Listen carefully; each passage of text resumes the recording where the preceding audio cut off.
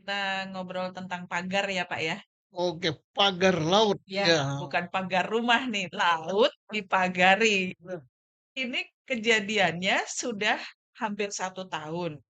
Panjangnya juga nggak kira-kira, Pak, 30 kilometer lebih. bukan meter ya, Bukan meter, kilometer.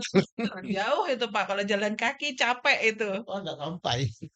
Nah, tapi kok kesannya aparat masih diam ya, Pak ya? Ini yang membuat bingung, yang membuat ketawa, yang membuat nggak habis pikir, yang membuat stres ya. Pertama, mungkin adanya di Indonesia ya. Laut dipagari.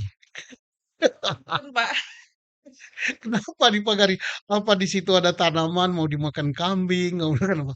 Laut kok dipagari adanya di Indonesia.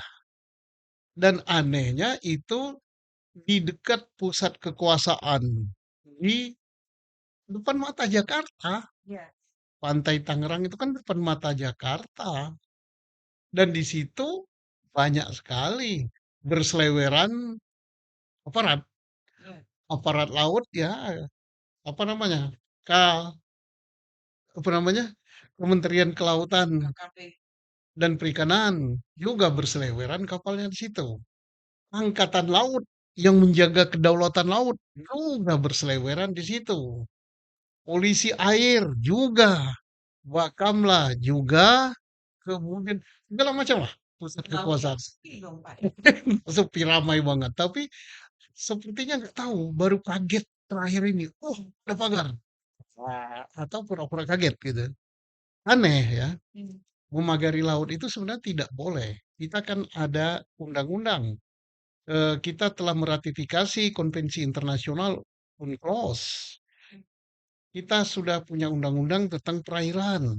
Bahwa laut itu tidak boleh dimiliki. Di laut tuh nggak bisa dikasih sertifikat itu. Ya. Laut itu untuk kepentingan umat manusia sedunia. Ya, jadi aneh kalau laut dipagar. Hebat benar yang magari ini. Atau mungkin ada hubungannya dengan rencana reklamasi, Pak. Dengar-dengar begitu. Jadi apa namanya? Coba-coba gitu ya. Ya. Coba-coba dipagar dulu. Selesai dipagar diam nanti dikasih pasir gitu pagar kan Ya. biar berat. Oh, selesai itu baru mulai ditimbun gitu kan. Timbun sedikit sedikit sedikit seperti Belanda minta tanah gitu. Lama-lama udah reklamasi tanpa izin bisa mendapat apa namanya jutaan meter ya. Jutaan meter atau puluhan ribu hektar tanah. Luar biasa otaknya ini. Ini otaknya otak maling deh. Jadi sebenarnya laut tuh nggak boleh ya, Pak, Nggak dipagari. boleh. Dipagari kenapa nggak boleh? Pertama, mengganggu, merusak lingkungan, merusak apa namanya ekosistem. Yang jelas menghambat orang-orang yang berkepentingan dengan laut. Siapa ya? Satu nelayan, kedua pelayaran, jalur ekonomi dan sebagainya. Keempat untuk kehidupan apa namanya biota-biota laut gitu. Nggak boleh dipagari. Yang memagari laut itu saya kaget juga kok laut dipagari. Pasti orang hebat yang magari. Kenapa pasti orang hebat? Kok berani? Sudah tahu itu tidak boleh dimiliki, tidak boleh dipagari, tidak boleh diapakan, kok dipagari? Kok aparatnya ada satupun yang bersuara gitu. Dia 1000 bahasa. Berarti ini ada suatu kekuatan yang sangat kuat di situ. Pak, tapi kalau kekuatan yang sangat kuat, ada pernyataan, boleh kita sebut Ya, LSM ya, Pak, ya. yang bilang bahwa ini tuh murni swadaya nelayan, Pak. Nah, itu logika berpikirnya terbalik gitu. Swadaya nelayan. Nelayan itu kan sama dengan kita-kita ini. Ekonominya nggak terlalu kuat. Satu batang bambu itu yang untuk ditancapkan harganya itu tidak kurang dari 25.000. Satu ya, Pak. Satu. Kalau itu kan jutaan bambu. 36 kilometer ya, 30 Oke. kilometer 16 ya. Itu perlu jutaan bambu. Itu panjangnya, Pak, belum Ih, dalamnya. belum dalamnya. Berarti kalau dikalikan 25.000, itu bisa puluhan miliar. Mungkin sampai 100 miliar kali. Belum upahnya. Belum taruhlah tidak ngupah di kerjaan sendiri. Berarti sekian tahun nelayan ini tidak kerja. Hmm, Tidak cari berlaut ya. makan. Tidak melaut. ada duit dibelikan bambu untuk masang pagar, kemudian tidak melaut, tidak cari ikan, tapi kerjanya masang pagar yang tidak dibayar karena swadaya. Ini yang ngomong ini kan botol gitu kan. Apa aja saya dengarnya kalau dia ngomong gitu ini botol yang ngomongin. Maksudnya botol tuh Pikirannya udah sempoyongan gitu. Dianggapnya orang bodoh semua gitu. sangat tidak mungkin ya Pak kalau itu swadaya ya Pak ya. Ya tanya kan ada berapa nelayan yang swadaya, di mana dia cari bambu itu. Jadi marilah kita dewasa dikit ya.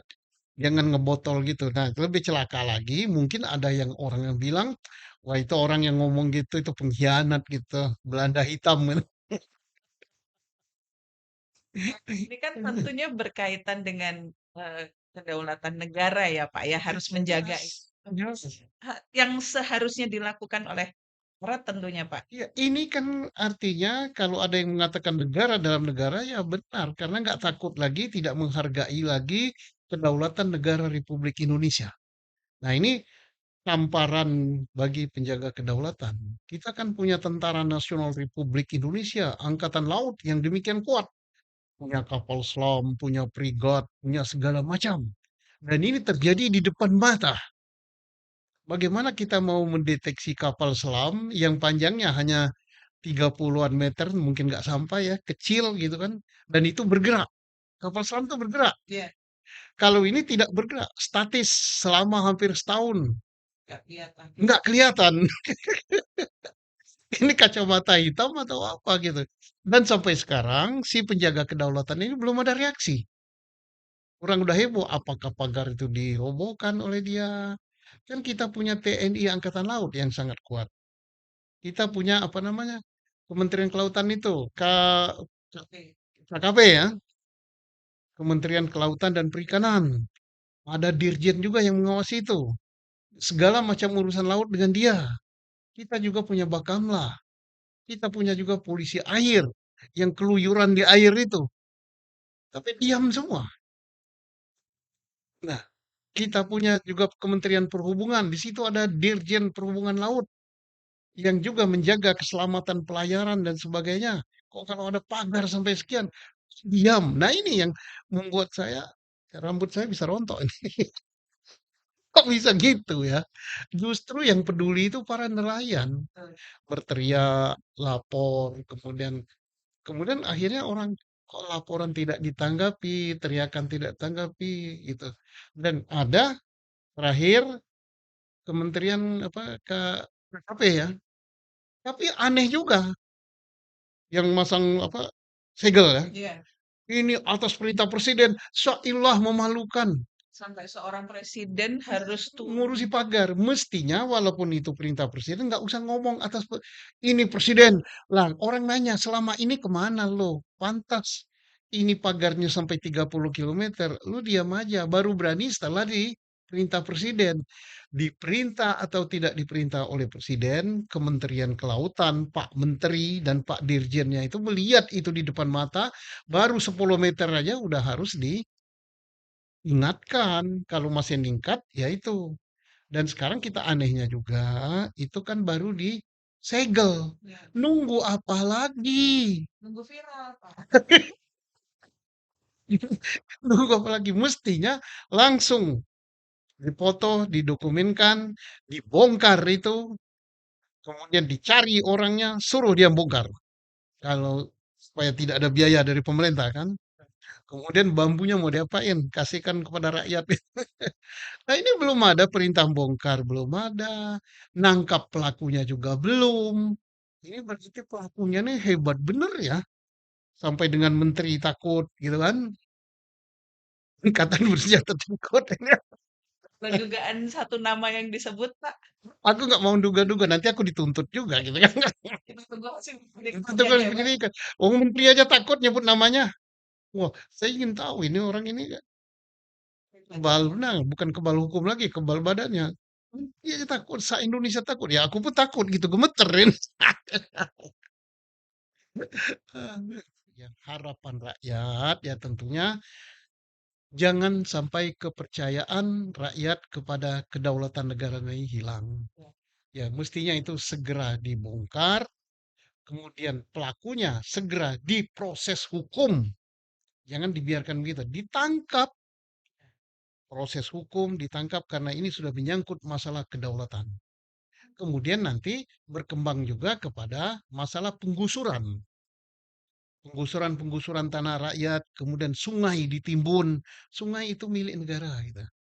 Nah, ini kita jadi ini ujian untuk pemerintah yang sekarang dan saya yakin bahwa di bawah Presiden Prabowo ini tidak akan terjadi dan akan diproses. Tapi kita minta pembantu-pembantu presiden ini senada dengan presiden.